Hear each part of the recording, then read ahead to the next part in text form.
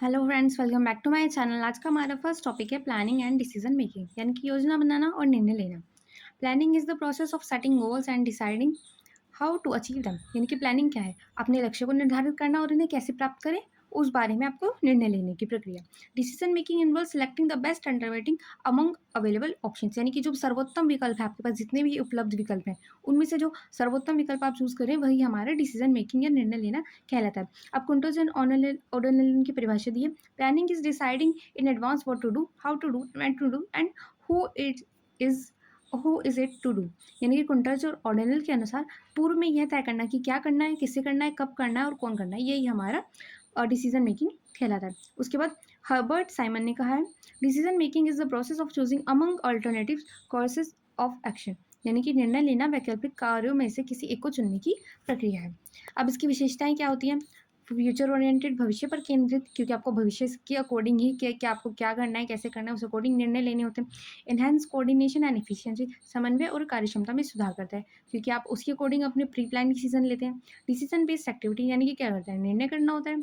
और goal oriented, यानी कि लक्ष्य आधारित, क्योंकि हर चीज़ आप उद्देश्य को पूरा करने के लिए कर रहे हैं। The concept of corporate planning, यानी कि कॉर्पोरेट या निगमित योजना की अवधारणा।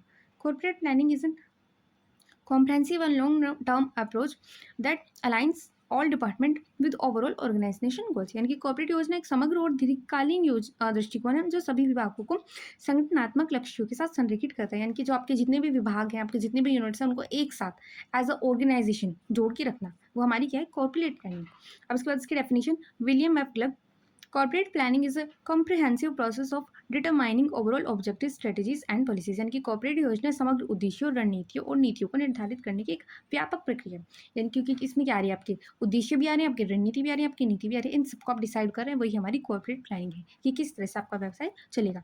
अब उसके बाद इसकी विशेषताएं क्या है? लॉन्ग टर्म स्कोप, यानी कि दीर्घकालीन, क्योंकि आप कोई भी प्लानिंग कर रहे हैं वो दीर्घकालीन होगी अगर आप पूरी अपनी बिजनेस के अकॉर्डिंग कर रहे हैं। उसके बाद पूरे संगठन को समन्वय करता है, क्योंकि इसमें क्या आ रहा है, हर चीज़ आ रही है, आपकी यूनिट्स, आपके डिपार्टमेंट्स, हर चीज़ आ रही है। उसके बाद फ्यूचर ओरिएंटेड, भविष्य उन्मुख दिशा, कि भविष्य में आपका ऑर्गेनाइजेशन कहाँ होगा, उसको कहाँ तक पहुँचाना है, किस तरह से कार्य करना है, उस अकॉर्डिंग आप डिसीजन लेंगे। एंड स्ट्रेटेजिक फोकस, यानी कि रणनीति भी आप बनाएंगे अपनी। उसके बाद आते हैं स्ट्रेटेजिक प्लानिंग, यानी कि रणनीतिक योजना। Strategic planning determines how an organisation competes and achieves its vision over the long term. यानी कि रणनीतिक योजना क्या है? यह निर्धारित करती है कि संगठन प्रतिस्पर्धा कैसे करेगा और दीर्घकालीन दृष्टिकोण कैसे प्राप्त करेगा। यानी कि आपको क्या है, लंबे समय तक आप बिजनेस में टिके रहें, उसके लिए आप क्या करेंगे, स्ट्रेटेजिक प्लानिंग बनाएंगे, ताकि आपके कॉम्पिटिटर्स आपके बिजनेस को डैमेज ना कर पाएँ और आप उनसे बेटर अपना प्रोडक्ट बेच पाएँ। अब इसकी डेफिनेशन क्या है? ग्लक के अनुसार, strategic planning is the process of determining major objectives and the strategies to achieve them. यानी कि ग्लक के अनुसार क्या है? रणनीतिक योजना प्रमुख उद्देश्य और उन्हें प्राप्त करने की रणनीतियों को निर्धारित करने की प्रक्रिया। यानी कि आपका जो ऑब्जेक्टिव है बिजनेस का, आप उसे प्राप्त करना चाहते हैं और उसके लिए आप जो भी रणनीति नीतियां बनाते हैं वही आपकी स्ट्रैटेजी कहलाती है। अब उसके बाद इसकी विशेषताएं क्या है? ये स्वॉट एनालाइज पर बेस्ड है, यानी कि क्या, strength, weakness, opportunity and threats.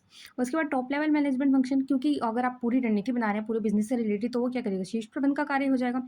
उसके बाद लॉन्ग टर्म एंड डायनेमिक, आप ऐसे नहीं कर सकते कि आपने कोई और स्ट्रेटेजी बनाई है तो आप थोड़े दिन बाद कह रहे हैं कि नहीं भाई हमारा बिजनेस ऐसे नहीं चल रहा, आप कोई और स्ट्रेटेजी बनाएंगे, नहीं। ये दीर्घकालीन प्रोसेस है, आपको उस अकॉर्डिंग अपने चारों तरफ का एनालाइज करके फिर बनानी होती है। उसके बाद गाइड्स रिसोर्स एलोकेशन, के संसाधनों का मार्गदर्शन करता है, क्योंकि आप क्या करेंगे, अपने रिसोर्सेज को भी उस अकॉर्डिंग ही यूज़ करेंगे। अब उसके बाद आते हैं टाइप्स ऑफ स्ट्रेटेजी, यानी कि रणनीतियों के प्रकार।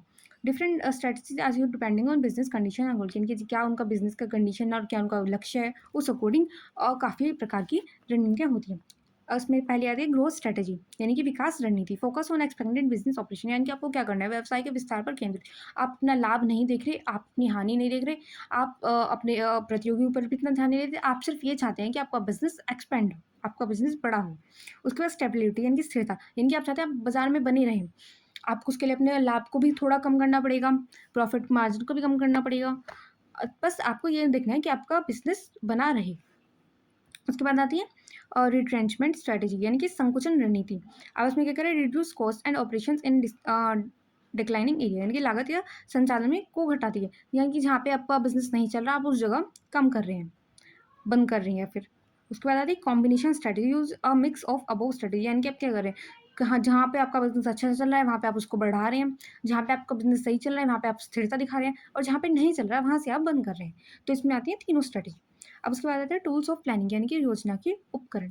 Planning users uses several tools to evaluate situation, allocate resources and implement strategy। यानी कि योजना में स्थितियों का मूल्यांकन करने, संसाधनों का आवंटन करने और रणनीति लागू करने के लिए कई उपकरणों का प्रयोग किया जाता है। आप क्या कर रहे हैं, ओवरऑल आपने क्या करी है, अब पहले आपने देखी क्या कंडीशन है, उसके बाद आपके पास क्या रिसोर्सेज है और उस अकॉर्डिंग आपने अपनी रणनीति बनाई है।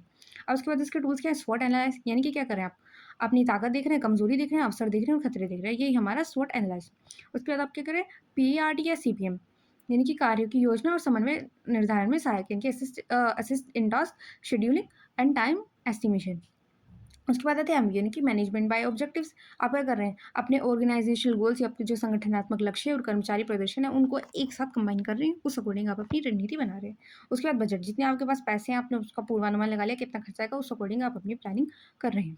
उसके बाद आते हैं डिसीजन मेकिंग कॉन्सेप्ट्स यानी कि रणनीति लेने की अवधारणा है। Decision making is the process of selecting the best course of action among alternatives to solve a problem और अचीव अ गोल। यानी कि आप क्या कर रहे हैं, आपके पास बहुत सारे विकल्प हैं, आप उनमें से सर्वोत्तम विकल्प का चयन कर रहे हैं अपने लक्ष्य को प्राप्त करने के लिए, या फिर आप अपने लक्ष्य को बेस्ट वे में प्राप्त करने के लिए बेस्ट अपने सॉल्यूशन को चूज कर रहे हैं। अब उसके बाद इसकी डेफिनेशन क्या है, स्टीफन रॉबिन्स के अनुसार decision making is the process of identifying and choosing alternatives based on the value and preference of the decision maker. यानी कि निर्णय लेना, वैकल्पिक उपायों की पहचान करना और निर्णयकर्ता के मूल्यों एवं प्राथमिकताओं के आधार पर चयन करना है। यानी कि क्या जो चयन करता है उसके भी, क्योंकि जो उसकी सोच है उसकी थिंकिंग है उसका भी प्रभाव पड़ेगा। उसकी विशेषता क्या है, गोल ओरिएंटेड है क्योंकि आपका जो ओवरऑल लक्ष्य है उस अकॉर्डिंग ही आप अपना डिसीजन लेंगे। फिर आप विकल्प को, जितने भी आपके पास ऑप्शंस हैं अल्टरनेटिव्स हैं, उनका मूल्यांकन भी करेंगे, उसके बाद उनका एनालाइज भी करेंगे और फिर ये कंटिन्यूसली चलता रहेगा कि अभी आपको किसी चीज़ के लिए चूज़ करना है, बाद में आपको कोई और प्रॉब्लम आ रही है बिजनेस में या कोई और डिसीजन लेना है, आप उस अकॉर्डिंग चूज़ करें। तो एक इंस्टेंट प्रोसेस है। उसके बाद आते हैं डिसीजन मेकिंग मेथड्स यानी कि निर्णय लेने की प्रक्रिया। अब ये क्या होता है, decision making can be perform using different approaches depending on logic, experience और क्लैरिटी। यानी कि कर सकते हैं तर्क, अनुभव या रचनात्मकता, किसी भी आधार पर आप अपना डिसीजन ले सकते हैं। उसकी मेथड्स क्या आते हैं, रेशनल मेथड यानी कि तर्क संगत, आपने क्या किया, लॉजिकल सोचा है और विश्लेषण किया है, फिर उसके बाद आपने डिसीजन लिया।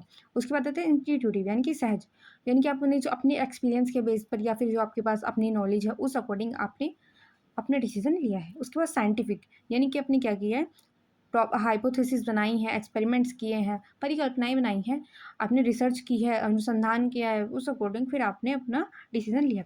और क्रिएटिव यानी कि आपने क्या किया, इनोवेशन किया है, एक नई चीज़ ट्राई की है और उसके क्या किया, विचार मंथन पर आधारित आपने अपने सोचा, अपने बिजनेस में और लोगों से बात करी, विशेषज्ञों से बात करी, आपने एक नई चीज़ ट्राई की है। अब उसके बाद आते हैं decision making tools and procedures यानी कि निर्णय लेने के उपकरण और प्रक्रियाएं।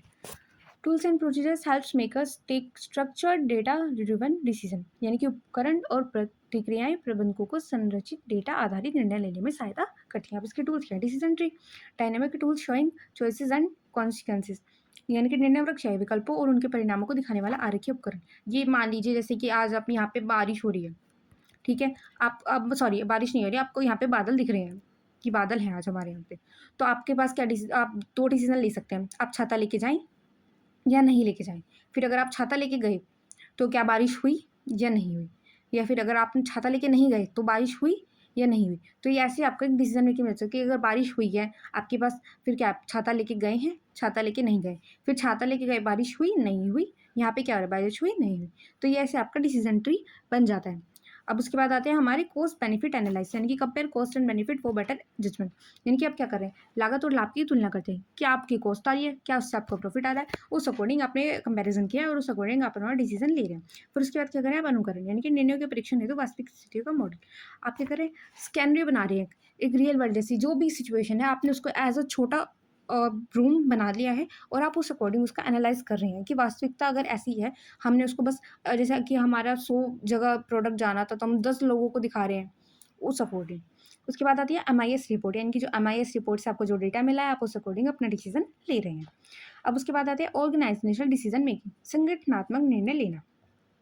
Organizational decision involves input from different levels of management depending on the scope of the issue। यानी कि क्या कर रहे हैं, निर्णयों के मुद्दों के दायरे के अनुसार प्रबंध के विभिन्न स्तरों से इनपुट शामिल होता है। यानी कि आपके जितने भी प्रबंध हैं, उच्च स्तर, मध्यम स्तर, निम्न स्तर, उन सभी से जो भी आपको इनपुट मिली है उसके अकॉर्डिंग आप अपने ऑर्गेनाइजेशनल डिसीजन ले रहे हैं। अब इसके बाद चेस्टर बर्नार्ड ने इसकी डेफिनेशन दिया, the decision making process in an organisation involves cooperation and communication among multiple people. यानी कि संगठन में निर्णय लेने की प्रक्रिया में अनेक लोगों के बीच सहयोग और संवाद शामिल होता है, क्योंकि क्या है, वो सभी संगठन का हिस्सा है, तो उस अकॉर्डिंग उनकी भी आपको जजमेंट लेनी होगी। उसके बाद इसके प्रकार क्या है, स्ट्रेटेजिक डिसीजन, यानी कि जो आप अपनी व्यूह-रचनात्मक डिसीजन लेते हैं, लॉन्ग टर्म होते हैं और नीति निर्धारण होते हैं और टॉप मैनेजमेंट द्वारा लिए जाते हैं। उसके बाद आते हैं टैक्टिकल, यानी कि मध्यकालीन, जो आपके मध्य प्रबंधन द्वारा लिए जाते हैं। और उसके बाद ऑपरेशनल, जो डेली रूटीन में होते हैं, जो नॉर्मली कर्मचारियों द्वारा लिए जाते हैं कि क्या काम किस दिन कैसे करना है। अब उसके बाद आता है MIS and decision making concepts, यानी कि एमआईएस और निर्णय लेने की अवधारणाएं। MIS provide accurate and timely information to help in effective decision making at all levels, यानी कि एमआईएस सभी स्तरों पर प्रभावी निर्णय लेने के लिए समय की सहायता के लिए और सटीक और समय पर जानकारी प्रदान करते हैं कि सही समय पर सही व्यक्ति को सही इन्फॉर्मेशन एमआईएस प्रदान करता है। इसकी डिफिनेशन क्या है, गॉर्डन डेविस के अनुसार MIS provides managers with information and support for effective decision making, यानी एमआईएस प्रबंधकों को प्रभावी निर्णय लेने के लिए सूचना और समर्थन प्रदान करता है। इनकी क्या करता है, इन्फॉर्मेशन देता है और सपोर्ट देता है। अब उसके बाद इसके सपोर्ट एरिया क्या है, ये accurate and real time information, की सही समय पर सही इन्फॉर्मेशन दे रहा है। उसके बाद प्रॉब्लम आइडेंटिफाई, यानी कि समस्या की पहचान करा रहा है। उसके बाद कि क्या है, फास्ट है क्योंकि ऑटोमेटिक है। And structured report and alert, यानी कि संरचित रिपोर्ट है और अलर्ट है। आई होप आपको ये कॉन्सेप्ट क्लियर हो गया। Thank you for watching.